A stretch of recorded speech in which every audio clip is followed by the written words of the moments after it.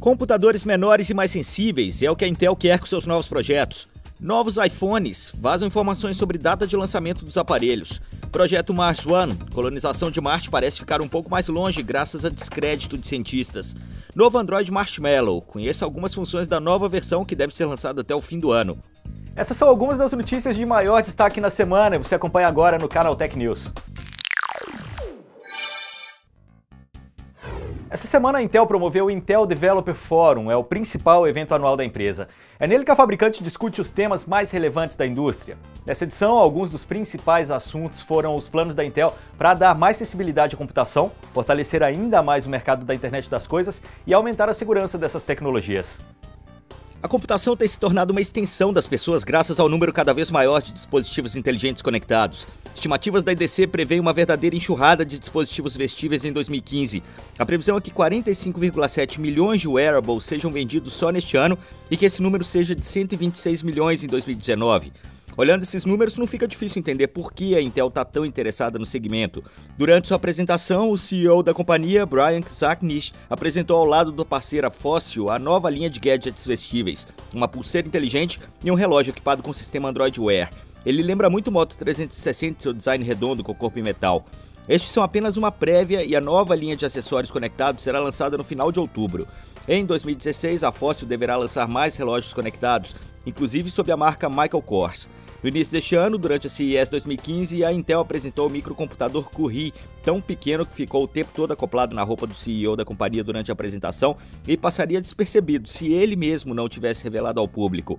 O dispositivo, que possui o tamanho de um botão, é o sucessor do Edison e é composto pelo SoC Quark da Intel, além de possuir Bluetooth, acelerômetro, bateria recarregável e giroscópio para fazer o reconhecimento de movimentos e gestos. Dessa vez, o executivo demonstrou como o Curie pode ser utilizado na prática de uma maneira bem radical.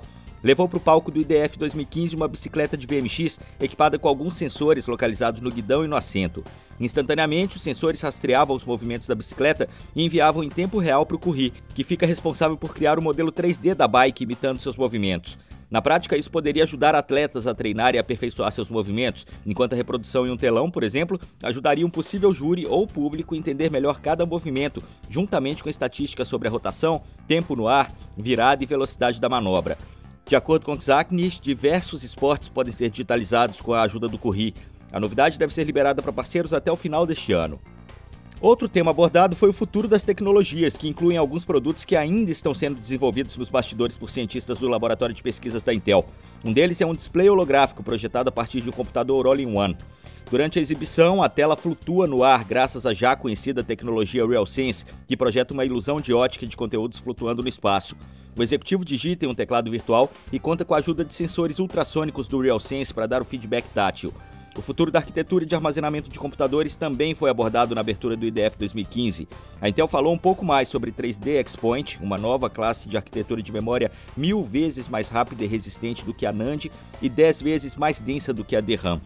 A Intel e a Micron já haviam anunciado o 3D X-Point há alguns meses, mas agora foi a vez de apresentar a Intel Optane, nova marca da Intel que vai trazer SSDs baseados na tecnologia que vão atender desde datacenters até ultrabooks, que serão lançados em 2016. A Intel também aproveitou para realizar a primeira demonstração pública de um SSD Optane. A empresa colocou um SSD baseado em sua nova tecnologia e um SSD padrão baseado em NAND para executar um benchmark comum. O SSD Optane se mostrou entre 5 e 7 vezes mais rápido, dependendo da carga de trabalho executada pelo benchmark. A produtora norte-americana Turner Broadcasting anunciou nesta terça-feira um novo reality show. A produção terá como protagonistas inventores criativos que vão competir na criação de um próximo grande dispositivo wearable. Batizado de America's Greatest Makers, o reality show vai contar com produção de Mark Burnett, criador da famosa série Survivor, patrocínio da Intel e deve estrear na programação do canal TBS. Os desenvolvedores terão que focar no Intel Curie, um chip para dispositivos vestíveis como os smartwatches. Mas o programa não é o primeiro reality show dedicado à tecnologia que vemos por aí. Em 2012, o canal norte-americano Bravo lançou o Startup Silicon Valley, que mostrava como funcionava o trabalho no Vale do Silício. Porém, ela acabou sendo rapidamente cancelada, durando apenas uma temporada. No ano passado, o canal Sci-Fi gravou a série documentário The Bazillion Dollar Club, que deve estrear no próximo mês. Enquanto isso, a General Electric está planejando seu próprio programa de ciência chamado Code Breakthrough, com produção de Ron Howard e Brian Grazer. No final de semana, a Apple comemorou a marca de 11 milhões de cadastros no Music desde seu lançamento, mas a festa pode acabar sendo não tão grande assim, já que, segundo uma pesquisa realizada pela Music Watch, quase metade dos cadastrados no serviço já o abandonaram. De acordo com os números da consultoria, pelo menos 48% dos usuários originais do serviço não retornaram a ele depois de alguns testes. Muitos voltaram às plataformas de streaming que utilizavam originalmente. Além disso, a Apple estaria tendo problemas em trazer usuários dos rivais para sua própria casa, já que apenas 28% dos ouvintes do Spotify e 6% do Pandora teriam experimentado o Music. A ideia geral aqui é de que o serviço da maçã não apresentou motivos o suficiente para a troca, e muitos dos cadastrados fizeram a inscrição apenas para experimentar a novidade, retornando logo depois para aqueles com os quais estão acostumados. Isso deve se traduzir também em uma baixa retenção de assinantes após o fim do período de gratuidade, que é de 3 meses para todos que se inscreverem no serviço pela primeira vez. O valor da mensalidade é de $4,99, ou cerca de R$16. A pesquisa da Music Watch ocorreu nos Estados Unidos e contou com a participação de 5 mil pessoas de idades a partir dos 13 anos. Você é o tipo de pessoa que não consegue se desligar do Facebook nem por um momento? É claro que muita gente dedica um bom tempo à rede social todos os dias, mas sempre tem aqueles que são um pouco mais viciados e não conseguem ficar um minuto sequer longe dela. E para mapear um pouco desse comportamento quase obsessivo, o site Stop Procrastinating fez uma pequena pesquisa para identificar até que ponto vai essa paixão pelo Facebook. Afinal, essa necessidade de verificar as últimas novidades é considerada normal ou já começa a caracterizar algum tipo de dependência? Independentemente da resposta, a verdade é que a grande maioria das 2.000 pessoas que responderam ao questionário revelou estar preocupada com essa questão. Apenas para ter uma ideia, 56% delas se descreveram como usuárias compulsivas, e dentro desse grupo, 68% disseram estar preocupadas com uma possível perda de controle. E razão para isso não falta. Os entrevistados citaram situações um tanto quanto absurdas em que eles já conferiram quais são as últimas novidades na rede social. Afinal, como não estranhar quando 45% das pessoas disseram que já inventaram uma desculpa para sair de uma roda de amigos só para dar uma olhadinha rápida em seu feed de notícias? Além disso, eles informaram que já atualizaram seus perfis ou curtiram e comentaram em alguma publicação em lugares bem pouco comuns, como durante um velório e em seu próprio casamento, como 14% e 12% dos entrevistados responderam, respectivamente. Aliás, interações com a rede social são recorrentes em vários momentos do relacionamento. Cerca de 11% das pessoas afirmaram que acessam durante o primeiro encontro e 17% dizem que dão aquela olhada rápida logo após o sexo.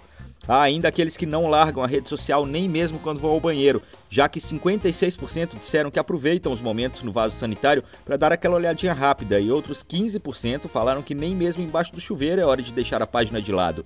E se você acha que tudo isso é exagero e que nada corresponde a um quadro real de vício, os próprios resultados levantados pelo site mostram o contrário. Apenas para ter uma ideia, 36% das 2.000 pessoas entrevistadas afirmaram que ficam com raiva ou irritadas quando estão impossibilitadas de acessar a rede social, um tipo de comportamento de abstinência bastante comum quando se trabalha com qualquer tipo de dependência. Você pode conferir os números e resultados totais em um infográfico, o link está aqui junto ao vídeo. Agora conta pra nós aqui nos comentários se você também é do tipo que é dependente do Facebook, acessa em tudo quanto é lugar, ou tem alguma rede social mais importante pra você, tipo Instagram, Snapchat, Twitter, enfim. Conta aí pra gente. Explorar outros planetas sempre foi uma das maiores ambições da humanidade. Marte é a principal rota de empresas como a Agência Espacial Norte-Americana, a NASA, e a Mars One, uma entidade holandesa que planeja construir a primeira colônia de seres humanos no planeta vermelho. A questão é que não é nada fácil chegar e se manter em um mundo completamente diferente do nosso. Agora, cientistas estão mesmo questionando se já temos recursos suficientes para garantir a sobrevivência por lá e colocando a Mars One em xeque. A missão sempre foi duramente criticada, exatamente pela dificuldade de se realizar algo desse porte.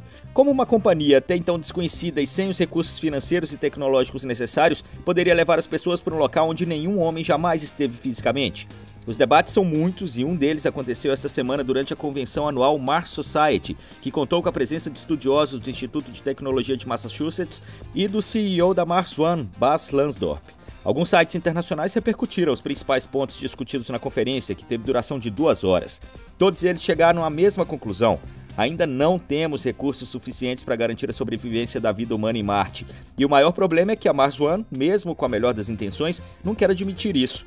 Sidney Do e Andrew Owens, 2 doutorandos do MIT, exibiram uma análise detalhando a viabilidade das tecnologias disponíveis hoje para manter os seres humanos no planeta vermelho.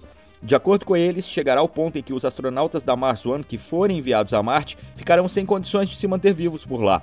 Eles morrerão de fome, suas casas vão pegar fogo e ficarão sem peças de reposição, de acordo com os cientistas. Mas, na opinião do CEO da Mars One, toda essa tecnologia descrita pelos alunos do Instituto já existe. O executivo compara a proposta da Mars One com os sistemas embarcados na Estação Espacial Internacional, o que não está totalmente errado, uma vez que os mecanismos na estação já se mostraram eficientes para garantir a vida dos astronautas mesmo em ambiente de microgravidade. A questão é que sistemas como os da ISS são reparados e quase sempre substituídos com muita frequência, e quando algo der errado, sempre existe a possibilidade de voltar para casa, no caso, a Terra. Resumindo a ideia da Mars One, a primeira fase está programada para 2018, quando será feita uma missão exploratória em Marte. Em 2020, começa a segunda fase, quando o veículo espacial não tripulado será enviado ao planeta para estudar suas condições, o ambiente e outros elementos do local, como a composição do solo, clima, presença de água, entre outras coisas. 2 anos depois, serão enviados robôs com diversos equipamentos para garantir a sobrevivência dos colonizadores, e só quando tudo estiver pronto é que os primeiros humanos serão enviados ao planeta, viagem que está agendada para o ano de 2024. E aí, será que isso vai dar certo? O que você acha? Conte para nós aí nos comentários. Pelo menos 2 operadoras da Alemanha e uma da Inglaterra já estariam se preparando para o lançamento da nova geração de iPhones. Pelos e-mails alemães, o aparelho chegaria ao país supostamente no dia 18 de setembro. Já os e-mails da Inglaterra apontam para o dia 25. A informação, claro, vem de fontes não oficiais, mas dão mais força aos rumores de que a Apple realmente vai apostar em versões modificadas de seus modelos atuais. As expectativas são de que a maçã realizará no dia 9 de setembro um evento ao vivo para anúncio da nova geração de celulares, liberando-os no mercado dias depois. Os Estados Unidos, assim como a Alemanha e outros países da Europa, costumam ser os primeiros a receber as novidades, que mais tarde chegam também a outros territórios do mundo. No Brasil, inclusive, a chegada não costuma demorar muito. Sem falar exatamente quais são as empresas alemãs que já estão nesse barco, as fontes confirmam apenas que se trata sim do iPhone 6S. Já o e-mail em inglês é claro. Trata-se da Vodafone, a empresa responsável pela informação. Como já fez com a versão anterior, a Apple traria mudanças de hardware e melhorias em componentes internos, lançando uma espécie de versão 2.0 do aparelho que se encontra hoje nas lojas. Resta, porém, uma dúvida, já que alguns rumores afirmam que apenas o celular tradicional receberia esse upgrade, enquanto a edição com tela maior, a Plus, permaneceria como é hoje. A grande novidade dessa nova geração deve ser a adição do Force Touch ao display, adicionando ainda mais gestos e usabilidade ao aparelho por meio de uma detecção da pressão dos toques realizados pelo usuário. Além disso, o celular deve chegar com 2 GB de memória RAM e um processador A9, além de câmera traseira de 12 megapixels e frontal de 5 megapixels, com uma tecnologia que melhora a detecção de imagens em condições de baixa luminosidade. Outra expectativa é a chegada do iPhone 6C, a edição mais barata e com corpo em plástico, voltada para ampliar a porta de entrada dos usuários aos produtos da Apple. Por enquanto, a empresa nem mesmo confirmou a realização de uma conferência no dia 9 de setembro, mas se seguir seu cronograma usual, isso já pode ser dado como certo. A mesma coisa vale também para o lançamento em meados do mês que vem, mas por enquanto tudo é rumor e a companhia não falou sobre o assunto. Para os usuários de Android, o futuro está chegando. O Google anunciou nesta segunda-feira que a próxima versão do sistema operacional se chamará Marshmallow e, com a divulgação da versão final do SDK da plataforma para os desenvolvedores, acabou revelando também algumas de suas principais funções. Como esperado, o Google voltou a apostar no Material Design como principal elemento visual, entregando uma experiência unificada não apenas dentro de seu próprio sistema operacional móvel, mas também em suas aplicações, que fora dos celulares e tablets também seguem o mesmo estilo. Uma das grandes adições que deve ser comemorada por muita gente é a chegada das permissões individuais para aplicativos. Por meio da tela de configurações, agora será possível escolher exatamente quais softwares terão acesso a determinadas funções. Não quer que o programa utilize a câmera, a internet móvel, mas funcione com o restante? Basta fazer a desativação manual. Outra mudança significativa tem a ver com o System UI Tuner, opção que permitia a personalização da barra de status com adição ou retirada de ícones. Como se trata de uma opção mais avançada, estamos nos aproximando do lançamento final do Marshmallow, que deve acontecer até o final do ano, ela estará um pouco mais oculta e agora exibe alertas informando que as alterações feitas ali podem acabar prejudicando o funcionamento do sistema. Basta pressionar o botão de configurações no painel de notificações por 5 segundos para acessá-la. Uma última alteração visual está relacionada à animação de boot, que agora ganhou mais movimento e cores. A expectativa é que o novo Nexus seja o primeiro aparelho a dar as caras com a nova versão do Android. O aparelho deve ser anunciado nas próximas semanas em uma parceria com a LG, ou quem sabe a Huawei, ou ambas, já que existem rumores apontando para 2 versões diferentes do dispositivo. Eles devem chegar também com um sensor de impressões digitais, uma função que deve se tornar marca da plataforma daqui em diante. Estas foram as 7 notícias de destaque da semana e você viu tudo primeiro no canaltech.com.br. No Canaltech Entrevista dessa semana, conversamos com Abel Souza, que é diretor de vendas da SES. A SES é a operadora líder mundial em satélites geoestacionários. A conversa foi uma verdadeira aula. Como os satélites funcionam, para que eles servem, como é possível fazer com que eles acompanhem a órbita da Terra, as utilizações para TV por assinatura, internet, GPS, os primórdios e o futuro dessa tecnologia. Agora, cada vez mais satélites em órbita. Existe algum plano? Os fabricantes já estão trabalhando nessa questão da limpeza desse espaço? Existem empresas olhando esse assunto. Realmente é um assunto que tem gerado uma preocupação, né? Porque isso tem aumentado com uma quantidade muito grande, principalmente mais próximo da Terra, nas órbitas mais baixas, né? Então hoje o principal perigo não é nem um satélite geoestacionário bater num detrito desse. É na hora que você lança o foguete, você ter alguma colisão ali na hora que você vai, vamos dizer, passar por esse cinturão de sujeira, né? A entrevista completa você assiste clicando no link aqui junto ao vídeo. E o Canaltech News dessa semana fica por aqui, mas você já sabe, no nosso site tem muito mais conteúdo inédito exclusivo para você. Comparamos o Redmi 2 com o Moto E 2015. Quem se sai melhor? Mitos sobre smartphones que nós já deveríamos ter superado. E os 10 melhores editores de imagem para Android. Se gostou, curta aqui embaixo e assine nosso canal do YouTube. Todos os dias tem vídeo novo para você. Também nos acompanhe no Facebook, no Twitter e no Instagram. Só procurar por Canaltech com H no final. Sexta que vem eu volto com mais um Canaltech News.